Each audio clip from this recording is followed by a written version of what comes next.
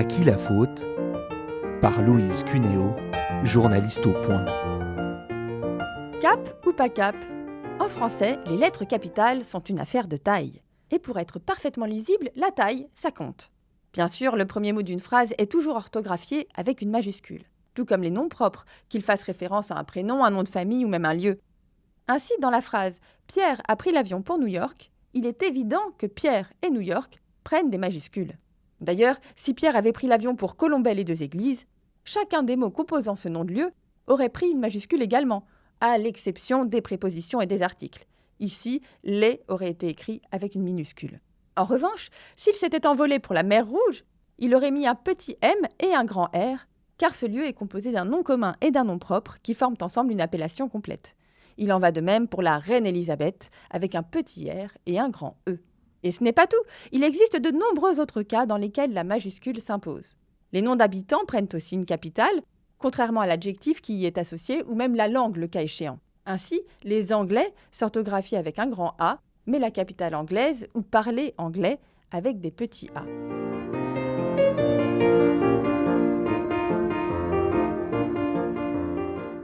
Mais reprenons notre histoire. Imaginons que Pierre soit parti lundi 30 décembre, sans majuscule ni au jour ni au mois, pour y fêter le Nouvel An, avec des majuscules cette fois, car il s'agit d'un nom de fête.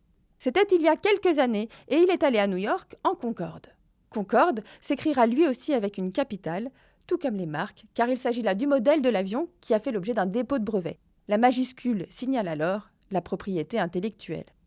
Dans son Concorde donc, il a regardé Mort à Venise, puis lu Le Monde et La Dame aux Camélias. Alors, le premier nom des livres, journaux, films et autres œuvres artistiques prend toujours une majuscule, mais pas l'article qui y est associé.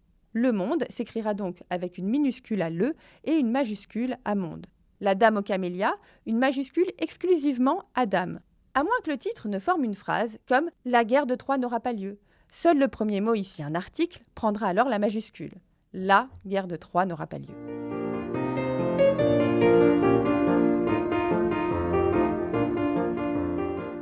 Enfin, lorsque deux noms sont mis en symétrie ou opposés, les deux seront écrits avec une capitale.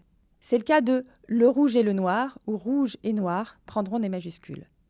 Mais revenons à Pierre. Il a notamment lu un article très intéressant sur l'éducation nationale, avec un « E » majuscule à éducation, car il s'agit là d'une institution unique. Il a souhaité le transmettre par courrier à la directrice, avec un petit d, de l'école de ses enfants, dans une missive qui commençait par « Madame la directrice » avec une majuscule à Madame et à directrice cette fois, comme l'exigent les usages de courtoisie. Après avoir atterri à l'ouest, avec un grand O, car il s'agit là d'un point cardinal, Pierre a mis le cap sur son hôtel situé à l'ouest de la ville, avec un petit O cette fois, car ouest évoque ici une direction.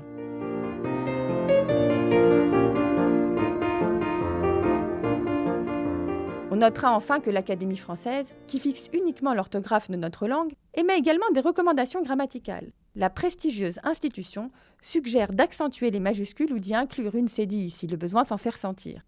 Et si les capitales d'imprimerie ont souvent été privées de leurs accents, c'est la faute, semble-t-il, aux machines à écrire. C'est en tout cas ce que laissent entendre deux légendes urbaines persistantes et fort crédibles. L'une est sans doute vraie, mais difficile de savoir laquelle. Certains assurent que les premières machines étaient américaines, une langue qui ne contient tout simplement pas d'accent, et que l'on ne pouvait donc tout simplement pas accentuer les majuscules. D'autres certifient que les accents n'étaient pas ajoutés sur les majuscules pour éviter que les bras des machines s'en mêlent avec le rythme effréné des dactylos. Bref, en voilà de grandes logorées pour une histoire de taille. Alors, cap ou pas cap de mettre les capes à bon escient ? Un podcast réalisé par Louise Cuneo et Emmanuel Durget.